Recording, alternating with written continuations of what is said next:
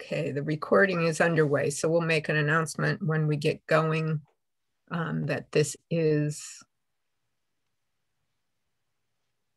a recorded item.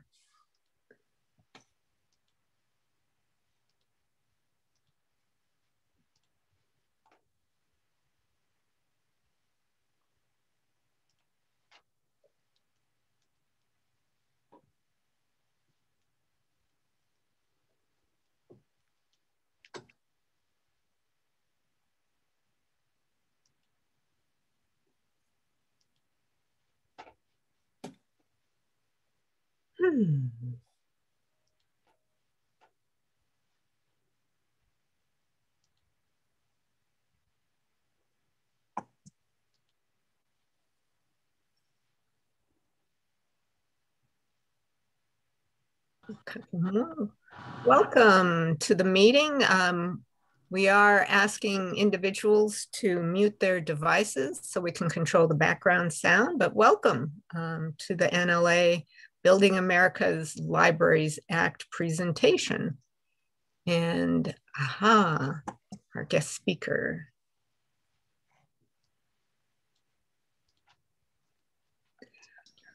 Welcome.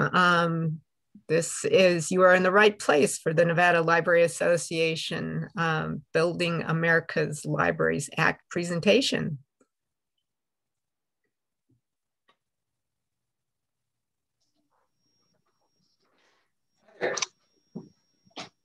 And we'll be getting underway here in a moment or two. We want to give a couple people, give some time just to get that late login, but we also want to be respectful of everyone's time.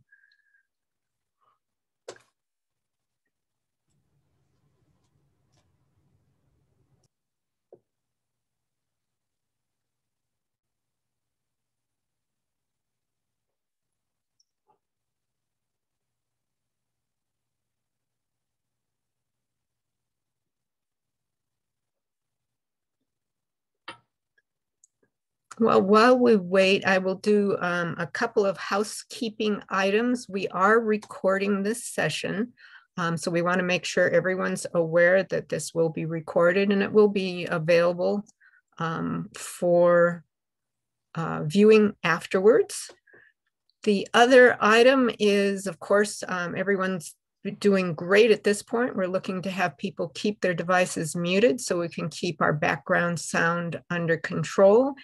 And as we're going along also, we do want to invite people to submit questions, and we are asking that the questions go into chat so we can relay them at that point, and we'll have a record in the recording of that, and then can relay them and make sure they get attention.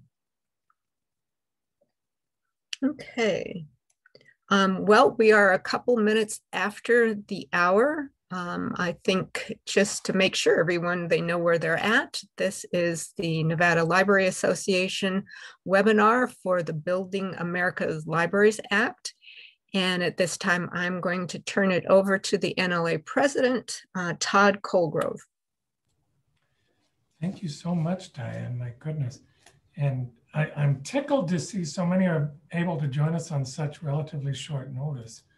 To be clear, as Diane mentioned, this recording will be made available to Nevada Library directors and NLA members after the fact, thanks in part, no small part, to the good grace of our Deputy Director, Gavin Baker, who's joining us today to talk about the Build America's Libraries Act. And we've all sort of heard buzz about it and that there's legislation out there. This is an ideal opportunity for you to be able to actually ask specific questions and get things mapped out. What is it? What do we expect it to do? Are there things that we might want to be doing to be getting ready? And most importantly, how might we be able to engage our own communities, our boards of trustees, our friends and nonprofit organizations, and members of our community to rattle the cages and if they're in support of this bill, to be contacting their congressmen and their senators and saying, this is an important thing and here's why. I use the library, away we go. I don't mean to steal any thunder. But again, as Diane mentioned, I'm Todd Colgrove, president of the Nevada Library Association. I'm honored here to be able to formally introduce you to Deputy Director Gavin Baker, who serves as the Deputy Director in the American Library Association's Public Policy and Advocacy Office based in Washington, D.C. He is literally doing the Lord's work on behalf of this organization. So thank you, sir. Previously, though, Deputy Director Baker worked at Common Cause, the Center for Effective Government, and the Scholarly Publishing and Academic Resources Coalition. Gavin earned his Master of Science in Library and Information Studies from Florida State University, and also has a BA in Political Science from University of Florida. Without further ado, Director Baker, I will mute myself and behave until you give us the high sign to ask questions. Thank you, Todd. Hi, everybody. Nice to be with you. I am going to try to share slides if I can do that. I didn't tell you in advance that I was going to do that. So this is like exciting Zoom experimentation as you watch before your very eyes. I know that nothing over the past year has looked like this. Okay.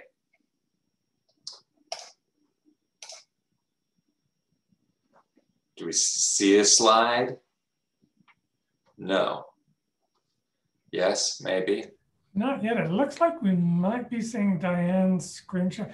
Diane, you may need to pass the baton over to Deputy Director Baker. We see, no, this is, we see a river, if that's any help as a backdrop.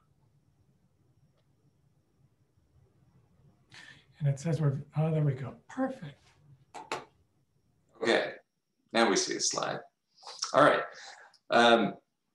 So yeah, thanks again for having me and for your interest in this. I'm looking forward to hearing from you all, but I've also got my little set spiel here to give the background and everything. So we'll jump right into it, I guess. So here's what you all probably know very intimately, which is, you know, what does this look like in terms of libraries? Why are we talking about infrastructure now? So, you know, on average, public library buildings are over 40 years old across the country. There's about 800 of the original Carnegie libraries, over 100 years old, that are still being used as libraries. There hasn't been federal funding for library facilities, for library construction in more than 20 years. And as a consequence, there are billions of dollars in assessed facilities needs for public libraries across the country. Now, I know that some states have a statewide facilities needs assessment for their public libraries. I do not have one for, I know that as far as I can tell, most states do not. A few states do. I do not have one for Nevada, but maybe you all have some at the level of some of your libraries or condition assessments or master plans that we can talk a little bit about to get a sense of what the need looks like in Nevada. But from what we know from the states that have statewide assessments, you know, it's in the range of billions of dollars of needs. And, you know, what are these needs? Leaks, mold, asbestos, you know, here in DC, we've got a couple libraries where when the weather hits a certain temperature, it's too much for the air conditioning to keep up with. So they have to close the library for a couple days every summer when it gets too hot. Libraries that are not fully accessible to people with disabilities. Outdated electrical systems, not enough outlets, need for internet wiring, more routers, more hotspots. Probably the most common thing that we hear from people is just we need to have more space. We need to have more libraries. We need to have more space to do stuff in them. We hear a lot from folks who even within the existing space that they have, they need to do different things with it. You know, our library was built before they built the school across the street.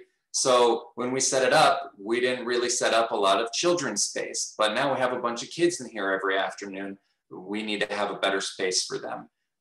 Heard from a lot of libraries who installed drive-through windows in the last couple of years, and they say, boy, it turned out to be a really good idea for us to put in that drive-through window because it really saved our bacon during COVID, and it's been a really, really helpful thing. You know, folks who have like old, ugly, stained carpet that needs to be replaced. Folks who would like their buildings to be more environmentally friendly. Buildings that have structural deficiencies, you know, cracks in the ceiling, cracks in the foundation. And, you know, we know that with climate change, more extreme weather is coming.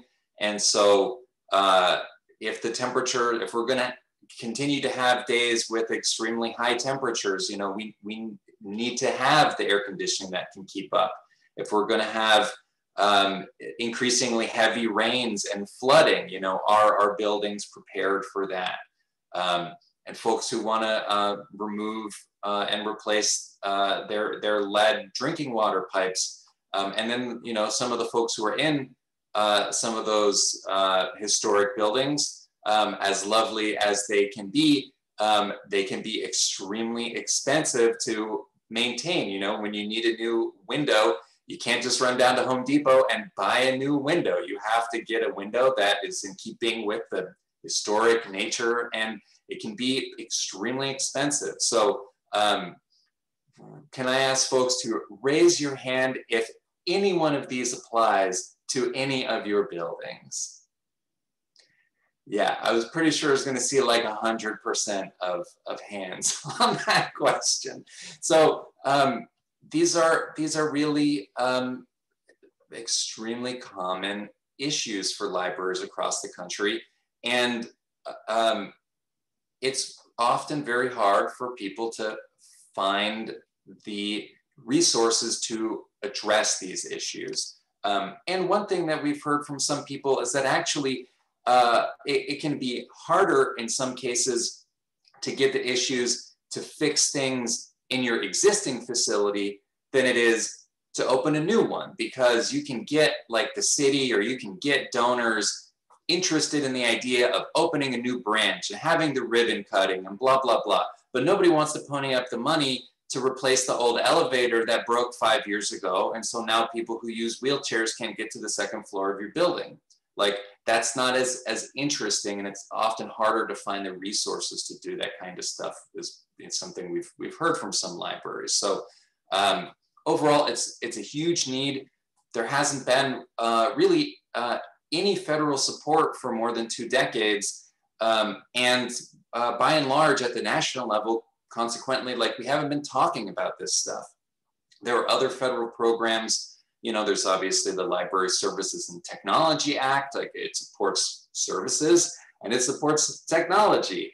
You know, there's E-rate, there's other programs that, you know, support things related to broadband, but, you know, the place where it all happens, and, you know, even when it's happening virtually, or even when it's happening outside the library or curbside or at a bookmobile, you know, there's still an infrastructure that's associated with it. And, you know, there has not been support for it at the federal level in a long time. And it has made a lot of these issues worse. So that brings us to the other reason why we're talking about infrastructure. Obviously, like we've had this issue for many years now. So why are we talking about it now? Well, you know, politically, both parties have been talking about infrastructure a lot over the last couple years. But despite all the talk, not much has really happened. So, you know, now there's a new president, there's a new party in charge of Congress, and they're going to try again and see if they can make something happen.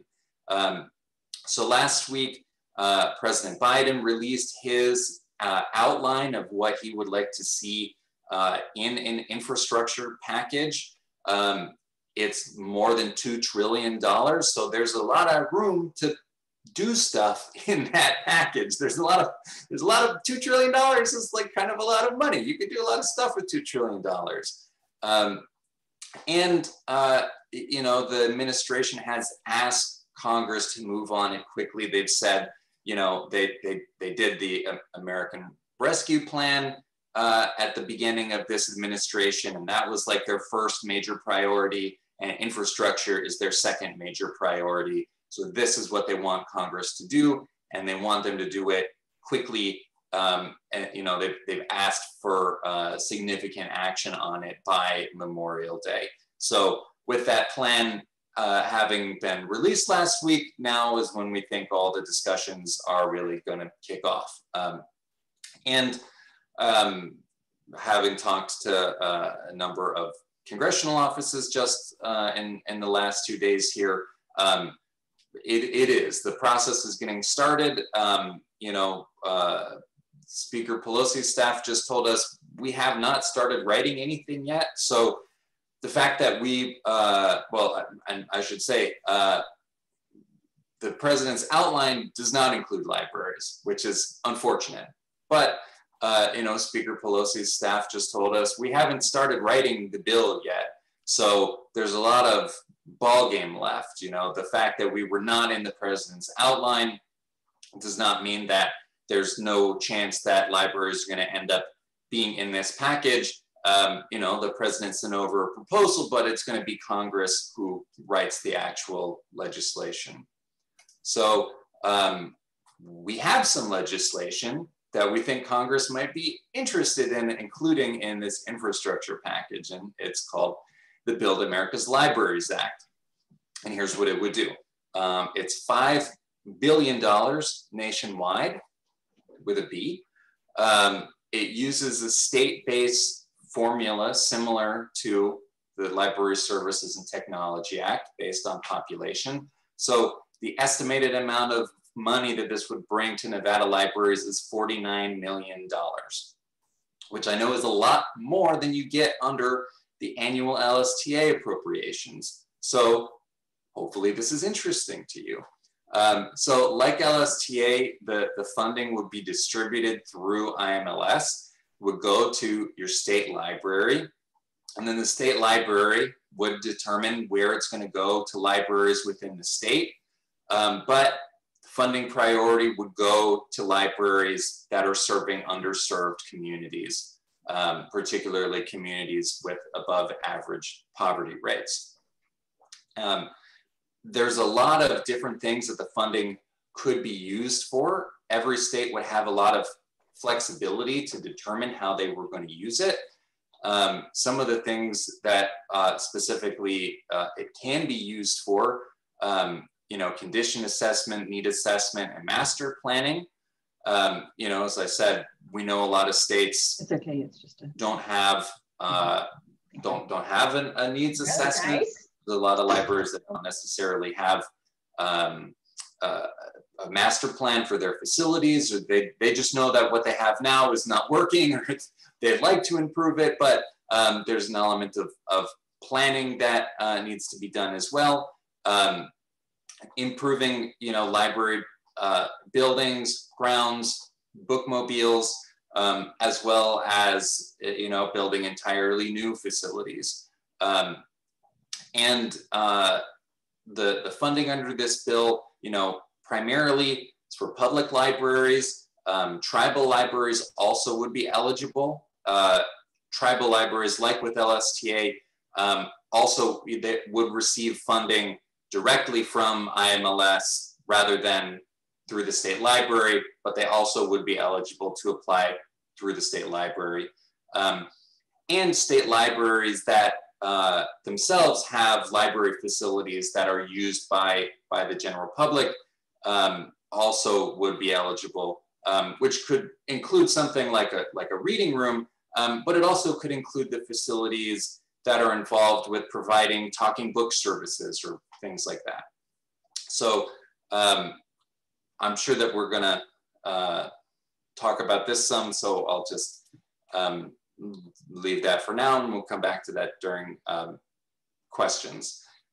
So where is it in the process? There's a bill that has been introduced in both the House and the Senate. Today, we hit the goal of having 100 sponsors on the House bill. So when those are added into to congress.gov, we will be showing that number. Doesn't mean anything, but it's a nice kind of round number that gives you some psychological impact of like, there's a lot of support for this in Congress, which is what we're hoping to convey. It also has been endorsed by 30 organizations, including some folks that you may have heard of, like the AFL-CIO and AFSCME and the National League of Cities and the National Association of Counties. So these are some folks that have some cachet in Congress, and they have an interest in this either because they're interested in libraries and education. They're interested in building industry and building related issues like the architects and civil engineers and the building trades unions that have endorsed.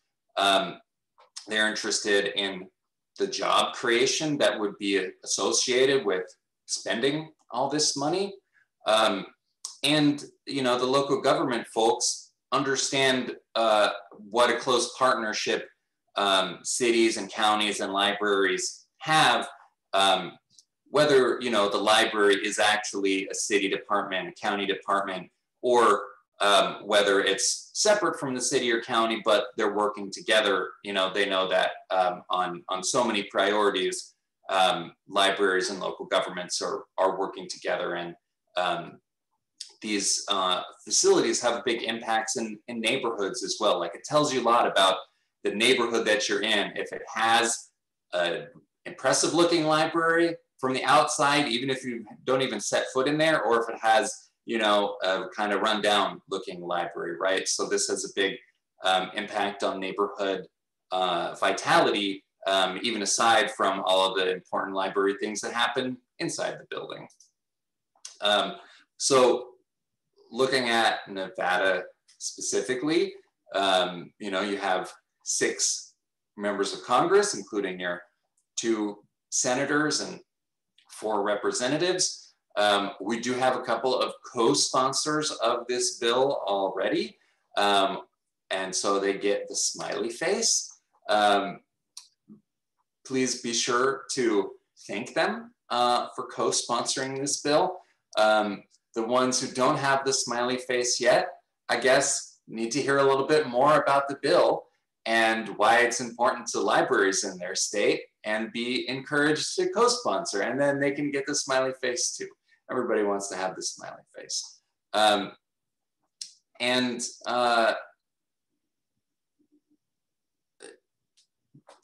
So yeah, I'll just say where we're at in the process here. Oftentimes, Congress is very, very, very, very slow. In this case, if something happens, if there's going to be an infrastructure package, it's going to happen in the next it's going to happen in the next month or 2, really, is when you know, a lot of the key decisions are going to be made. So it is extremely timely to communicate with your members of Congress about this issue. And, you know, especially knowing that it has been more than 20 years since we had federal funding. I mean, most, if not all, I'm not sure off the top of my head, but most, if not all, of your members of Congress weren't there the last time we had federal funding for library construction. Their staff are mostly like 23 years old, so they were not there. So they have a lot of stuff to learn about why this is important. And even if somehow they remember LSCA, this is a very different program than that, and especially in terms of the size and scope of what we're hoping to do with it. But also, you know, some of the elements that are responding to things that are top concerns today, like equity and, you know, climate change, energy efficiency, resiliency, adaptation, those kinds of things. So where we're going from here, it's really helpful for, everybody, at the state level, at the level of your local library, to start thinking about what is the situation when it comes to your facilities. I mean, maybe you have a recent plan or condition assessment or needs assessment, or maybe you don't. But to have some data about what your needs are, to have some stories about what's working or not working. I mean, both success stories and horror stories are really important. When we can say, like, here's what people have been able to do when they did a renovation, when they built this new building, when they added this feature, that's really important because it shows what's possible and where we want to be going in the communities that don't have that yet. So that kind of stuff is useful for you all to be thinking about and collecting, and encourage you all to share as much of that kind of stuff with us as possible, because it's really helpful for us when, at any time, we might get a call from one of your members of Congress and say, hey, we got an email from you about this bill. So, like, tell us more about what's the situation. And if we already have gotten some of that information from you, then we'll have it on hand. Please be reaching out to your members of Congress about this, about why facilities are important, why libraries should be in the infrastructure package. I mean, we have this bill, the Build America's Libraries Act. An important way for us to show support for it is for people to join as co-sponsors now. But ultimately, the goal is, procedurally, what's likely to happen is that there will be a large infrastructure package. There will be one piece of legislation that Congress votes on, and a bunch of other bills will all get rolled up into that one bill. So that's really where we're going, so we can talk about the Build America's Libraries Act, but it's in the context of, we know that Congress is working on an infrastructure package, and we want to make sure that libraries are part of that. And this is, this is bricks and mortar and fiber and routers and wiring. This is stuff. This is infrastructure. This is like, we had a member, some members meeting with their member of Congress to talk about this recently, and it was, a Zoom meeting like this, and so the advocate took the meeting at their construction site for their library, and I was like, that's the perfect visual to be talking about this. This is about infrastructure and buildings, and I think there's something different in that, right? Like, we're hoping, of course, to appeal to the members of Congress who are interested in libraries and support libraries, but we also are hoping to appeal more broadly than that. And so I think that there's something that captures people's imagination a little bit about the idea of, a physical building, and libraries, I think, have a great opportunity here because, when you think about infrastructure, maybe you're thinking more about roads, or airports or wastewater treatment plants or something like that. But guess what? Nobody wants to go to a ribbon cutting at the wastewater treatment plant. And nobody wants to think hey, someday, after I'm out of Congress, my grandkids are going to be hanging out at the wastewater treatment plant. But people do want to think about their kids and grandkids using this library that they helped to get built even after they are no longer serving in Congress. So I think there's bit of, you know, a legacy idea that we can tap into, that, you know, this is to build stuff that will last and have a lasting impact in your community.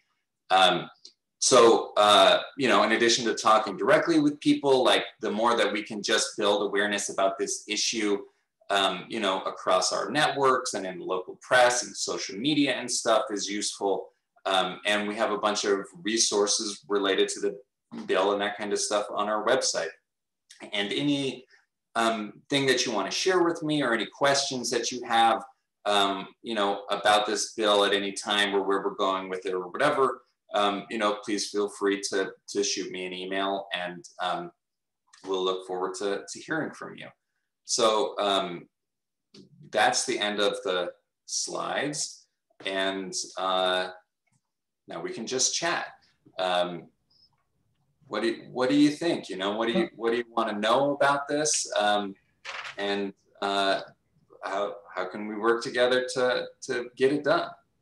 Deputy Director Baker, I'm going to chime in real quickly and say two things. One, that I'm a little tiniest bit ashamed that Representative Amity calls Carson City his hometown and has yet not gotten around to signing off on that bill. So we'll have to do some arm twisting.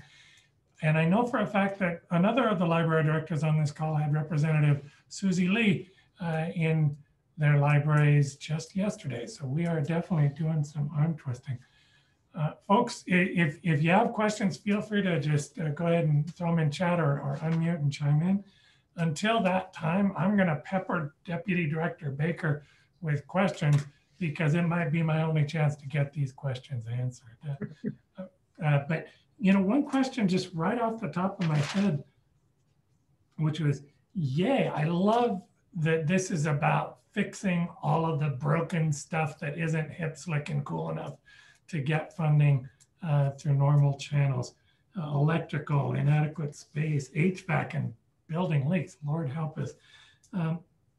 A quick, and you mentioned 49 million would be the target for Nevada. Do you know, can you speak to whether or not there would be match requirements and what those might look like in any funding? Yeah, under this bill, there's not. One of the reasons for that is we know that most states don't have any capital funding for libraries now. Mm-hmm. So, you know, obviously under LSTA, like there is a match requirement and a maintenance of effort requirement. But if we were going to do that for capital, in most states, there's no effort to maintain. And there's no Thank you for saying that quiet part out loud. My goodness, that is really a huge problem. I'm sorry, Deputy Director Baker, but thank you for being mindful of that. Remuting. I'm much better when I'm on mute. You know, I'll just say this as well.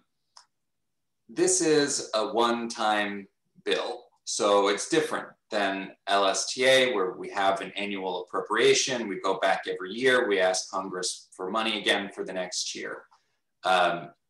This bill, the way that it's written, it's a one-time thing. You know, the $5 billion is going to go to IMLS. The money is going to go out from IMLS to the state libraries, and that's that. Obviously, if we're lucky enough to get there, then the next step will be to use the money effectively and impactfully, and make sure that our members of Congress see us using it wisely and see the impact in their communities. And then think about, okay, we got this once, how do we turn this into something long-term? And I think this is like several steps down the process, and way like counting, you know, your chickens before they hatch. But just to like speculate a little bit about this, because I mean, I would say like there are a couple of states that do have capital funding now, and they're kind of like, well, hey, like if our state legislators hear that we're going to get money from the feds, then are we going to have trouble like getting our regular state capital funding? But like, this is a one-time thing. So, you know, you shouldn't get rid of what you're doing on a regular basis just because this is happening one time. But then if we were going to convert it into something on a recurring basis over the longer term, probably we would want to look at, or I mean, I think at least we're going to have a conversation about, should there be some kind of a match or a maintenance of effort requirement or something like that. Obviously, like, the con of that is sort of the equity aspect, that, you know, the communities that have the least, that need the help the most, are going to have the hardest time getting together funds to match, you know, whether that's at the local level or at the state level. But the potential pro of having some kind of a matching fund over the longer term, maybe there's some kind of a phase in or something like that, is that you could use it to leverage to get the states to do something, to say like, hey, we were able to do all this great stuff with this one-time infusion of money, but it's not going to come back unless the state can find some money to match it, and we'll be able to sustain this over the longer term. So that's like several years down the road conversation to have, but just something to sort of like think about over the longer term. But for now, this is about, you know, getting the money out. And in part, this is, you know, aside from just like the focus of this bill on equity, it's also about job creation, economic stimulus, right? Like, that's why, you know, the president's plan is not called the American Infrastructure Plan, it's called the American Jobs Plan. Like, I feel like most of the time Congress doesn't really want to spend money, but right now they really do want to spend money. They want to spend as much money as they can figure out how to spend, because they know that as we, you know, are recovering from this horrible pandemic, that there are a lot of people who will still be out of work, and a lot of, like, you know, economic damage to recover from. So, you know, having a match, or like, in general, we tried to write this in a way that had the fewest strings attached as possible, so that, you know, states and libraries would have as much flexibility as we could get away with, to be able to spend the money fast to do the stuff that they want to be able to do with it. Thank you, Deputy Director Baker. And that's a brilliant insight, actually, and something that I just want to underline. This legislation is a wonderful lever for us to bring the conversation back full circle to our local state legislators. And the folks on this call are much more immediately and directly connected with their legislators in the state. And so the conversation longer term is not only, yay, that this one-shot funding might come down the pike, but to put a bug in our legislators' ears, that if you want the feds to have a stomach for doing more of this down the road, the state needs to step up with some capital library funding, so that we have something to match against that. That's a brilliant. And again, just looking around the room to see if anyone else has a question to raise right out of the bat.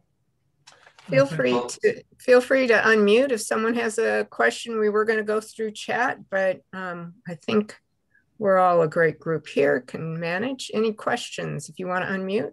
And while we wait, I'll just add to Todd's thought that one of the other things in this bill that is about building capacity for the longer term is that IMLS and the state libraries can use a percentage of the funding for program administration and outreach and technical assistance. And that is also kind of aimed at, like, obviously the talking point with members of Congress is going to be about, like, this is money that we've got. I don't think anybody's using the term like shovel ready anymore, but like, we've got stuff that needs to be fixed and we're ready to spend this money. We will find good, impactful ways to spend the money and create jobs with it now. But at the same time, that's what we're going to tell members of Congress this bill is about. There's also a little bit of the bill that is about building longer term capacity as well. Since we know, that there are a handful of states that have done statewide needs assessment or statewide facilities planning, but most states haven't. There are a handful of states that have capital or construction grants, but most states don't. So there are a couple of state libraries that have some existing like staff capacity and infrastructure, if you will, for managing a program like this. But most of them don't have anything like this now. So they will be able to use some of the money to build up that capacity. You know, we'll have this money now. I mean, I know that when it comes to using these funds, there will be a lot of flexibility for the state to decide what kinds of things do we want to use it for? Do we want to allocate some of the money specifically for small dollar projects, or do we want to, you know, do a couple of major things, but you know, for less than $50 million, like depending the type of library that you want to build, you know, that could be like 2 or 3 libraries, right? Mm-hmm. So that could go pretty quickly if that's the way that you as a state decide to use it.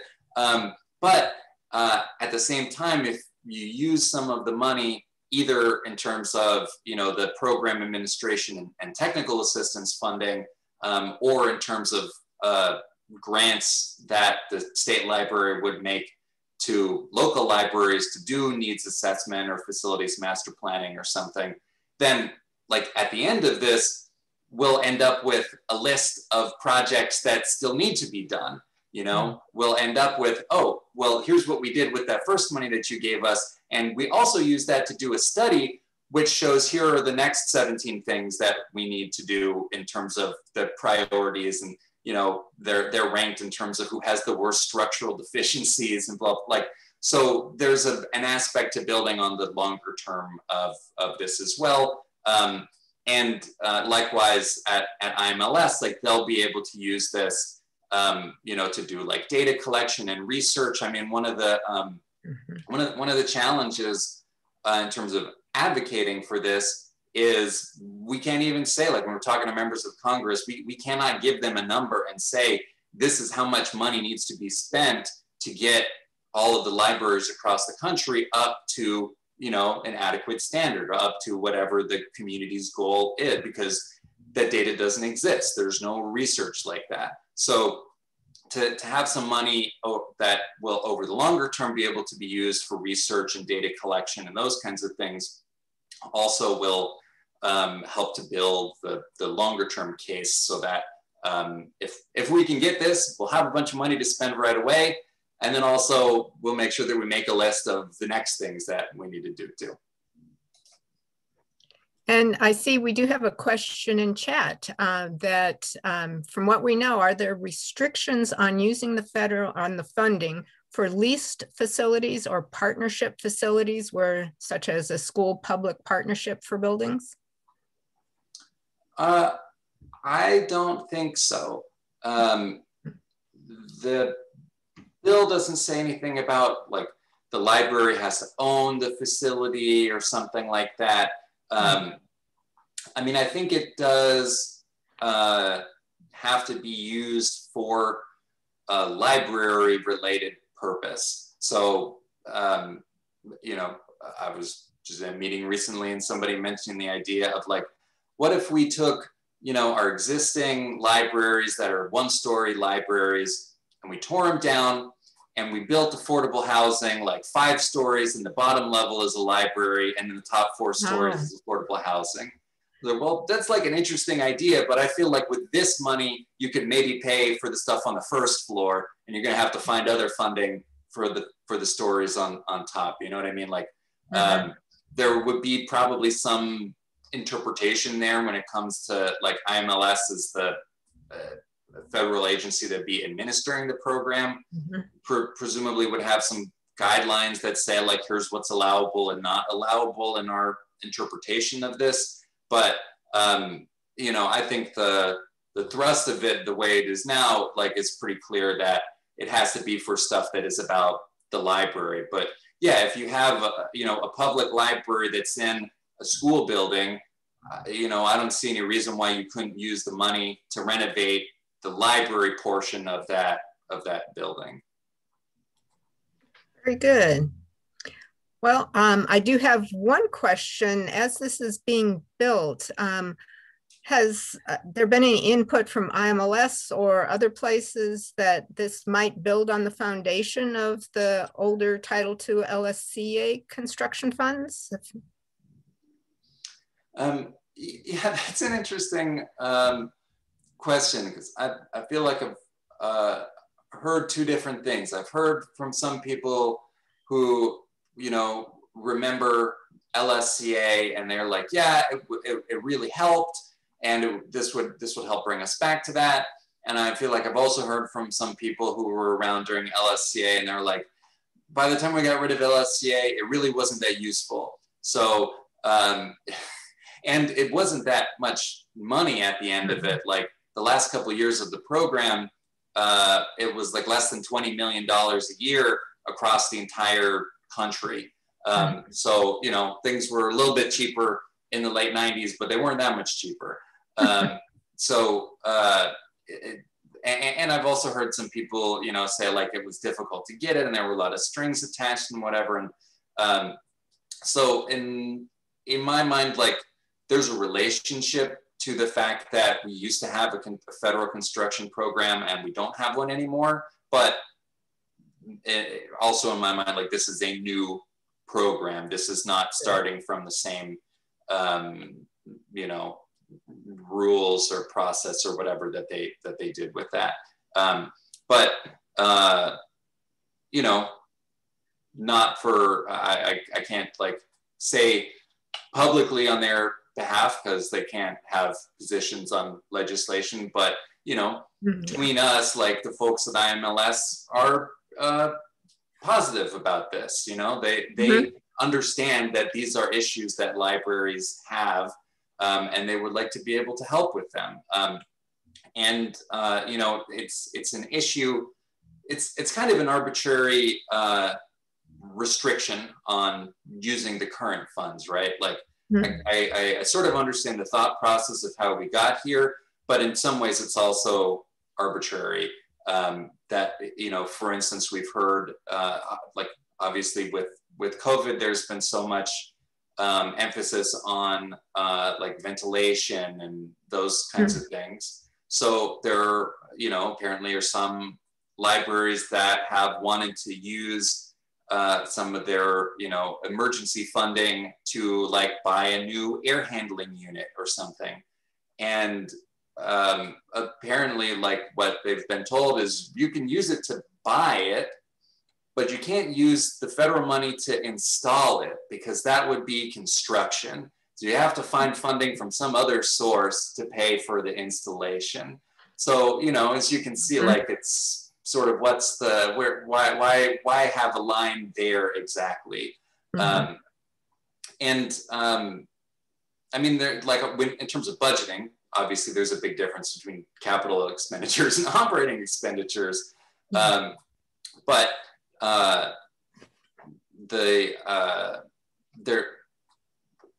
you can't have, I mean, question that I've gotten from some people is like, hey, isn't there like a lot of federal money for like broadband and technology and stuff like that libraries can use? And, you know, I can say like, there are some, you know, programs to support that. And we, you know, continue to advocate for the federal government to do more. But even if you had the fastest broadband and you had all of the computers that you wanted, if your library isn't big enough to fit all those computers and all the people who want to use them, then you haven't really moved the ball, right? So there is a relationship between your facilities and your services, and we have this sort of like arbitrary division between them when the reality is that they're obviously linked. Like this is the place where all that stuff happens. Oh, very good, thank you. Open up for any other questions. Todd, did you have a follow-up or? I've got a boatload, but thank you for enforcing the good grace of allowing our fellow directors to chime in.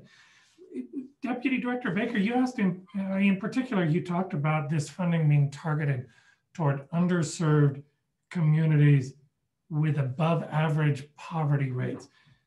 To me as a director, what does that mean exactly, as in what sort of numbers do I need to be digging out and what areas should I be targeting in your opinion, based on where it stands today? That is a very interesting question. So I apologize for putting it on the spot, sir. There is in the bill a specific definition, which is families with incomes below the poverty line. So that is a factor that state libraries will have to consider and give priority to in some way as they are looking at how to spend this money. And so, you know, that's obviously, I'm not sure like whether, you know, you get that data at like the census block level or the city or county level or whatever, but it's a data source that exists, and that, you know, is a number that's out there. And the state libraries will have to give some priority based on that. That said, even in my answer here, I think I'm pointing to some of the ambiguities or flexibilities, depending how you want to see it, in terms of how this is going to get done. Will they want to use that number at the census block level, at the city level, at the county level, at the level of the library system, at the service area, if the library branch has a defined service area that it draws from? You know, how will you deal with situations where, you know, it's the library is part of one city government, but it serves people in a surrounding unincorporated area? You know, so there's a lot of like questions here. And, you know, I think there are other ways to think about communities that are underserved that also could be given consideration by state libraries as they are looking at this. Yeah, I mean, I would say overall, like there's this kind of question of, I think at one point the bill was written as libraries in underserved communities. And then I think ultimately the text has ended up to say libraries serving underserved communities, you know, reflecting the fact that like where you are geographically located is not necessarily always exactly who you serve. And, you know, especially if you think in terms of like outreach services and bookmobiles and things like that, like by definition, you're going out to other places. So there's going to be some interest, there's going to be some stuff that has to be interpreted and decided by IMLS when the money, you know, would leave from federal coffers, and then at the state library level in terms of, you know, looking at grant applications or however they're going to decide about how they're going to use the funding in their state. But, you know, overall the idea is you can't just say like, hey, this city doesn't have any library at all and we think they should, so we're going to give them the money, even though like it's a wealthy community and they just like haven't built a library. And then on the other side of the tracks, like there's a poorer community and we're not going to give them anything because like we don't feel like it. That it has to be taken into consideration. You know, with that said, like there has to be priority. It doesn't mean necessarily that it has to be exclusive, that all of the money that is used under this bill is only going to go to communities that have an above average rate of families with incomes below the poverty line. And so there will be, you know, and like I've said, you can think of at the state level, lots of different ways of kind of deciding how to use this money. You could just put out a completely open call for applications and say like, hey, libraries, like, what do you want to do? Send us in your ideas and we'll rank them and decide what to do with them.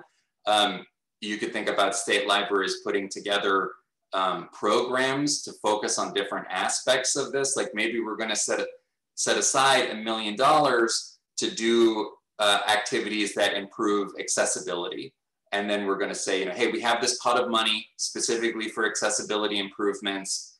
And if your library needs to make those, then you can apply from that pot of money. You know, or we're going to set aside $500,000 just for small libraries because, you know, we know that they have like fewer resources in terms of putting together grant applications and stuff to compete with the large library systems. So we're going to make sure that we allocate a certain amount of money that specifically they'll be able to use. Like any of those kinds of things you can imagine. The state libraries will have a lot of flexibility to decide like what is the right fit for their state and you know, what their priorities for. You know, do they want to set aside a certain amount for like innovative projects, like libraries that want to do, you know, something that is not really common or well known so far. I could go on, but hopefully like you get the idea that there will be a lot of flexibility there, but there will have to be in all of it, you know, some kind of consideration given to poverty rate and, you know, I think the overall thrust and goal of this is to try to address some of the equity issues that we know, you know, both in terms of money and wealth, but particularly, you know, the intersection of wealth and race and how, you know, public officials historically have invested in communities that are, you know, predominantly white and invested less in communities that are not. So that's definitely one of the goals of this. And then, you know, the state libraries will have a lot of decisions to make in consultation with their library communities and stakeholders about how they're going to do that. Exactly. Thank you, Deputy Director Baker. That's super, super helpful. And I'm just, again, looking around the room and pointing out and calling out my fellow library directors and fellow NLA members, because it takes this village, A, to help get the legislation across the finish line, and B, to work with our state library agency and our administrator of that agency to help make sure that the right things happen to serve the communities in line with the legislation. So two things I'm going to call specifically by name to make sure that Jessica out there in Humboldt or Forrest in North Las Vegas or Marcy in Henderson or Danielle in Las Vegas Clark County Library District. If y'all have any questions that are burning, please just unmute and punt. Otherwise, I'm going to circle back with a question that might put Joy and Joan and Diane on the spot. But I see Danielle has unmuted. Yeah. Hello. So thank you so much for this briefing. It's very, very helpful. We've been writing our letters on the Build Americas Act, and I was wondering how it was going to roll up into this bigger infrastructure act, and so that's super helpful to us. I guess my question to you is what is helpful now? The Las Vegas Clark County Library District, we have spent the last 3 years doing our facilities master plan. Last year we did schematic. We have 13 branches that I won't say it's, you know, shovel ready because we still need to get through design and construction docs. But out of those 13 branches, we have 8 that are in highly distressed census tract areas. So we could certainly add that to, you know, your growing inventory of need. We also have the stories around the 2 new buildings that we built. Both were able to tap into those new market tax credit project funding because they were also in highly distressed areas. And that is the Mesquite Library and the East Las Vegas Library. And I guess of the 8 branches that are in highly distressed census tracts, they're probably our oldest buildings. They're probably in the areas of town who have not seen the level of investment in the 90s and 2000s. They were probably built back at the end of the 80s. So I just am kind of wondering if those are the kinds of stories that would be helpful to you. How do you want that information? Should we put our story together in a bright brochure or just feed you raw data? And in particular, we've got some amazing stories. Fortunately, both of our buildings did open in advance of COVID. So the first year use of those buildings was really phenomenal.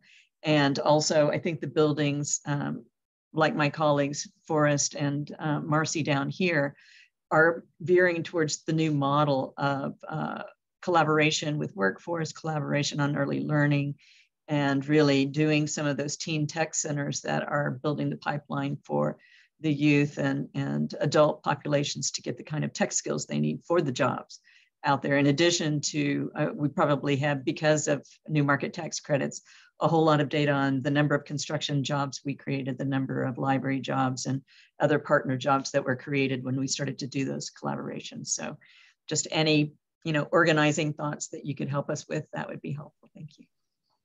Yeah, any existing documents that you have, like you have a facilities master plan, please feel free to send that kind of stuff to me. The things that are probably most useful for us, number one is the dollar amount of needs. So if you have a needs assessment or you have the master plan and you're like, here's what we need to bring us up to where we want to be, that is really helpful for us in talking with members of Congress. Number two are the success and horror stories. So particularly where it's linked to a community impact. Like a lot of people tell me like, oh, our staff room is really crowded and it's not big enough for the number of staff that we have. I'm like, okay, that's like important, but it's less compelling when I talk to a member of Congress than, when I say like, one of the examples that we've pointed out is like a library that was able to do a renovation. The school district there, around the time that they opened their renovation, it had the lowest 3rd grade reading scores in the state. And after they did the renovation, they had more space and more computers, and then specifically more space for youth programs. And they launched an after-school tutoring program in collaboration with the school district. And 6 years later, 100% of their 3rd graders in that school district were reading at grade level. So like, that's the absolute perfect type of story. If you have stuff like that, that's what we want. That's great for education. That's great for job training and workforce development. Any of the stuff where we can show like a real clear linkage like that. When we were able to make this facilities investment, then we were able to offer this new service and it had this positive impact in the community. Like, that's the absolute ideal thing. But it is also helpful to hear about the libraries that like don't have a bathroom. Like, those are also good examples to be able to point out to people when they say like, Biden has said that this is about like investing to make America, competitive with China and keep America first in the world. And like, I'm sorry, but we are not first in the world if we still have libraries that don't have bathrooms in them. And that is a story that we have to tell and to point out to people and say like, there's a lot of places in this country that just have not had that investment. And that's also what this bill is about. It's about, building stuff to be world-class and, bringing up the bar for the people that really have not had it. If you have jobs data, that would be fantastic. I haven't even asked people for that yet because I didn't think anybody would have it. But if we could actually say how many jobs we've created as a result of this project, that would be incredible. The folks in Texas sent out a survey to their libraries where it was like very simple. They were like, tell us like the one or two things that are the biggest facilities need in your library.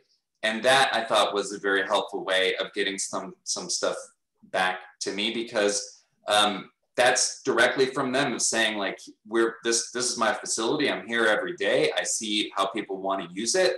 And these are the things that are not working or that we can't do because the facility can't support it yet. So that is also a very helpful way for us to get information that is really useful. But we want that stuff, but also like your members of Congress need to get that stuff. And even the folks, you know, your Congresswoman Titus and Senator Rosen, who are already co-sponsors, please be sure to thank them for co-sponsoring the bill. But also, they're not off the hook yet. Like, thank you for co-sponsoring.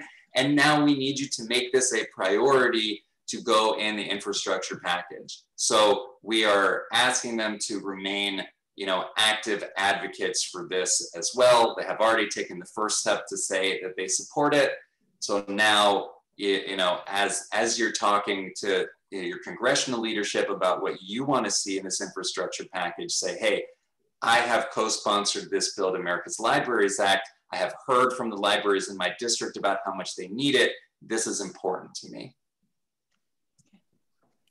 Very good. Thank you so much. I want to just note that we've gotten to the top of the hour plus a few minutes. I know we want to be mindful of everyone's time. Todd, did you have some? The closing question I would ask is just to clarify, Deputy Director Baker, do you want us to, do you want the library directors to email those stories to you directly or to upload them into the Engage website that we have for NLA that is through the ALA? How would you prefer that we prioritize getting those stories together to you? And Diane and Joan or Joy, I don't know if you might be able to share a link to the NLA Engage site so that folks can have a link that they can share out on their social media. So that, you know, however is easiest, like we do have that story collection tool, but you can also just email stuff to me. If you want to collect stuff up across the state and send it to me, like, you know, the Texas folks did a survey and sent me a spreadsheet, that's cool. If you just want to say like, hey, here's the situation at our library, here's our master plan, here's the biggest stuff that we're dealing with, here's a quick note about it, like that's also really helpful to have on hand as well. And thank you. Joan just shared the link to the ALA Engage site that we use here in Nevada, which has links in there for active advocacy efforts nationally as well as locally. It's a good thing to come back to periodically. And if you've got something that you want to work with, please reach out to me. I just want to thank, again, Deputy Director Baker for your time and grace in answering all of these questions. It is, again, it's not an overstatement to say that you're doing the heavy lifting here that all of us need to support. So thanks for giving us the opportunity to pitch in. And all the right people are in this room with you today. So we're going to be pulling on that same rope. That said, I guess we'll go ahead and let you get back to your day's work, sir. And thank you all, team. What an honest, what an amazing group that we've got here today. So we'll go ahead and we can go stop recording. And everyone, thanks for checking in. Don't hesitate to reach out to me if I can be of support.